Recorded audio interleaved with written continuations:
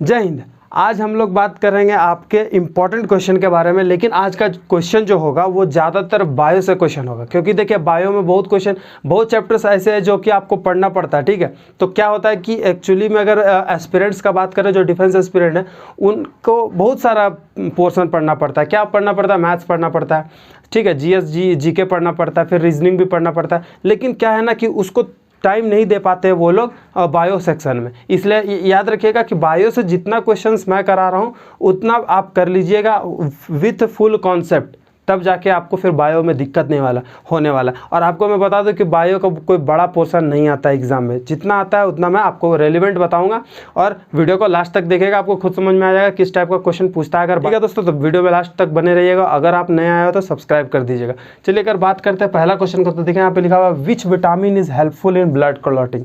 तो जैसा कि मेरा एक वीडियो मैंने बनाया था विटामिन से, तो उस पर भी वहाँ पर भी मैं ये बात बताया था आपको कि विटामिन से क्वेश्चन हर बार पूछता है। और अगर बायो से सेक्शन से कोई क्वेश्चन बनाता है, एयरफोर्स, डिफेंस एग्जाम जो भी, तो वो विटामिन से एक क्वेश्चन जरूर देता है। तो देखिए यहाँ पे लिखा हुआ है कि which vitamin is helpful in blood clotting. तो आपको पता होना चाहिए कि जब भी आपका कहीं पे कट हो जाता है बॉडी पार्ट में, तो वहाँ पे क्या होता है कि ब्लड क्लॉट कर जाता है कुछ देर के बाद। तो वो विटामिन किस विटामिन के कारण होता है? तो याद रखिएगा वो विटामिन डी के कारण होता है। ठीक है, किसके कारण होता है? विटामिन डी के कारण होता है। नहीं दोस्तों, वो विटामिन के कारण होता है। ठीक है, मैं आपको कंफ्यूज करूंगा बट आप कंफ्यूज मत होइएगा। देखिए यहाँ पे है विटामिन के, मतलब क्या है कि विटामिन के क्या हेल्प करता है? ब्लड क्लॉटिंग में हेल्प करता है। अब आपको हमेशा याद रहना चाहिए।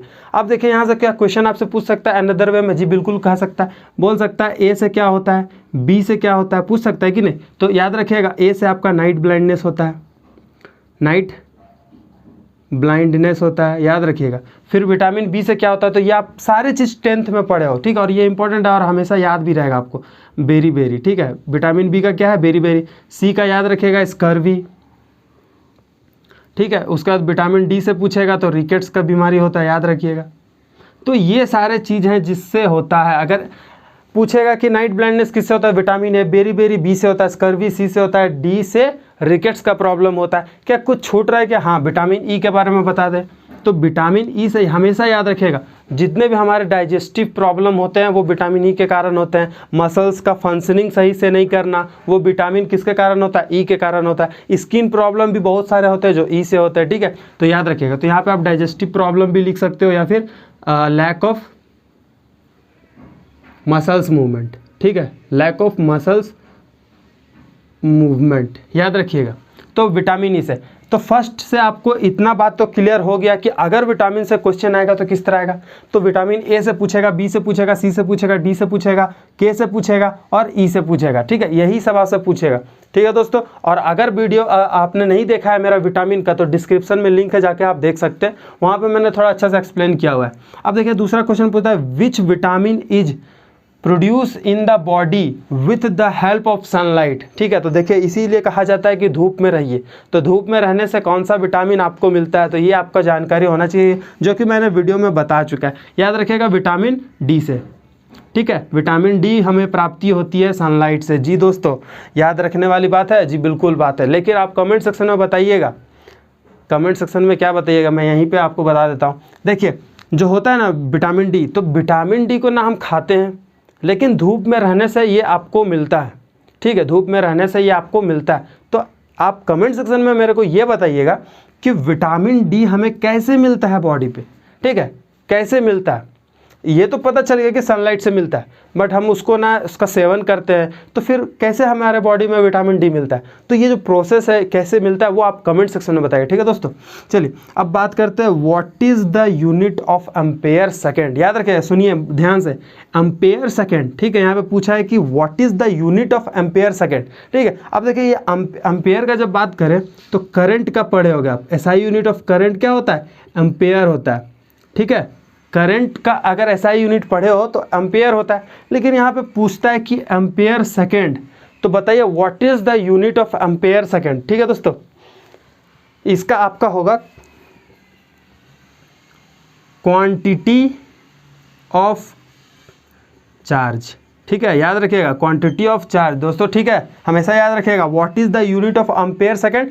एम्पियर सेकंड का क्या यूनिट होता है, तो वो होता है क्वांटिटी ऑफ चार्ज, ठीक है, अमाउंट ऑफ चार्ज। चलिए आगे बढ़ते हैं। अब यहाँ से पूछा हुआ है कि which disease is caused bye HIV virus, ठीक है, ये अभी आपने पढ़ा था, क्लास 10th में ही पढ़ा था। तो देखिए मैक्सिमम क्वेश्चन आपको क्या देखने को मिल रहा है बायो से, कि बायो से 9-10 का क्वेश्चन पूछा जाता है कंपटीशन एग्जाम में, चाहे आप कोई भी एग्जाम दे रहे हो। चलिए अब यहाँ पे पूछता है काउज्ड बाय HIV वायरस, तो याद रखिएगा वो है आपका एड्स, ठीक है, एड्स होता है आप HIV वायरस के कारण, ठीक है। अब देखिए यहाँ से आपको क्वेश्चन कैसे पूछेगा, कि इसका पूछेगा फुल फॉर्म HIV का और एड्स का, ठीक है।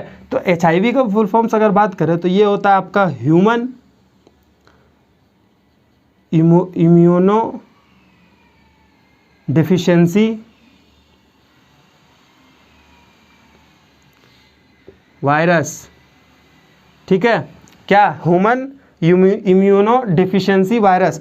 अगर एड्स का बात करें तो एड्स का होता है एक्वायर्ड, ठीक है, बस एक्वायर्ड, फिर यही लगा दो इम्यूनो डिफिशियंसी और सी से सिंड्रोम, ठीक है, सिंड्रोम, DROME, ठीक है दोस्तों, याद रखिएगा, ठीक है दोस्तों। तो इतना याद रखने वाली बात थी। अगर आपको क्वेश्चन पूछता है आज के जितना भी अभी तक मैं बताया तो आप कर लोगे, ठीक है। चलिए बढ़ते हैं आगे, इसको आप नोट कर लिए, स्क्रीनशॉट लीजिए, जो आपको ठीक लगे वो आप करिए।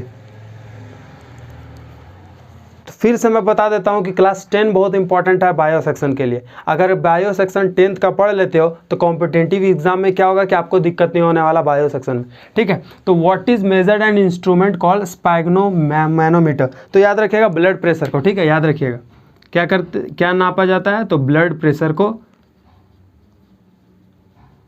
ठीक है, ब्लड प्रेशर को हम नापते हैं किससे, स्पैग्नोमैनोमीटर। चलिए बढ़ते हैं आगे। What with the help of which wave, मतलब किस वेव के मदद से बैट ना रात को उड़ते हैं, बैट चमगादड़ रात को उड़ते हैं, किस वेव के कारण, तो याद रखिएगा अल्ट्रासोनिक, अल्ट्रासोनिक वेव। अब देखिए अल्ट्रासोनिक वेव जो होता है ना, वो अगर ह्यूमन के जो ऑडिबल रेंज फ्रीक्वेंसी होते हैं उससे हाई होता है, ठीक है, बात को याद रखिएगा कि वो हमारे ऑडिबल रेंज का फ्रीक्वेंसी जो होता है उससे हाई होता है, जिसके कारण इन्हें डिटेक्ट कर लेते हैं वो चीज़ को जो इनके आसपास में है, ठीक है। देखिएगा ये नेविगेशन में भी काम आता है, अल्ट्रासोनिक वेव नेविगेशन में भी काम आता है, जब क्या होता है ना शिप डूब जाता है या फिर उसके नीचे कोई बड़ा ऑब्जेक्ट हो जिससे शिप टकराने वाला है या फिर कुछ भी होने वाला है, तो उसको अल्ट्रासोनिक से पता चल जाता है कि आगे क्या ऑब्जेक्ट है, नीचे क्या ऑब्जेक्ट है, दाएं बाएं क्या ऑब्जेक्ट है जो हमारे शिप को हानि पहुंचा सकता है, ठीक है दोस्तों। तो अल्ट्रासोनिक के बाद अगर आपको समझ में आ गया तो चलिए बढ़ते हैं आगे। Anatomy is a branch of science in which study of, मतलब साफ साफ इनका कहना है कि एंटोमी किस पढ़ाई को कहा जाता है, ठीक है, एंटोमी किस पढ़ाई को कहा जाता है। तो अगर इसका बात करें तो ये पढ़ाई किया जाता है स्ट्रक्चर ऑफ बॉडी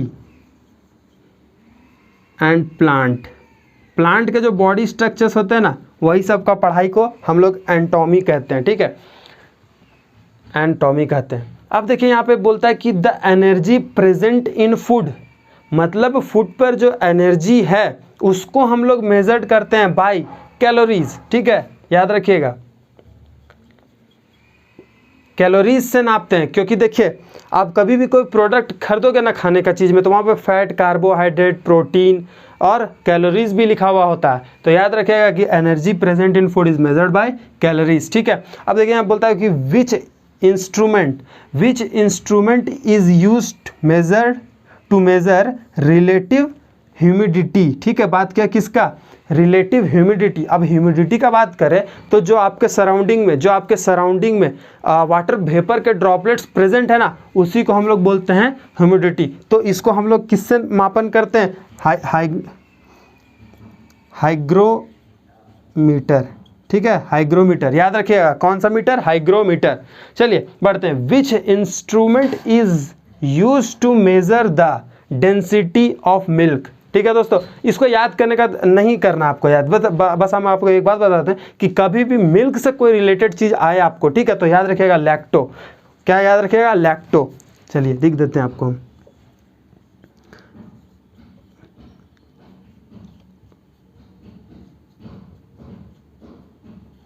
ठीक है, याद रखिएगा लैक्टोमीटर। ठीक है दोस्तों, आई होप आपको आज का वीडियो भी, अगर आपको मेरा वीडियो इन्फॉर्मेटिव लगता है, अच्छा लगता है, अगर कुछ नहीं लगता है सही, तो आप कमेंट सेक्शन में बता सकते हो। क्या इंप्रूव करना चाहिए मेरे को, ये भी आप कमेंट सेक्शन में बता सकते हो। ठीक है दोस्तों, तो अगर आप नए आए तो सब्सक्राइब कर दीजिएगा, और तब तक के लिए बाय, जय हिंद।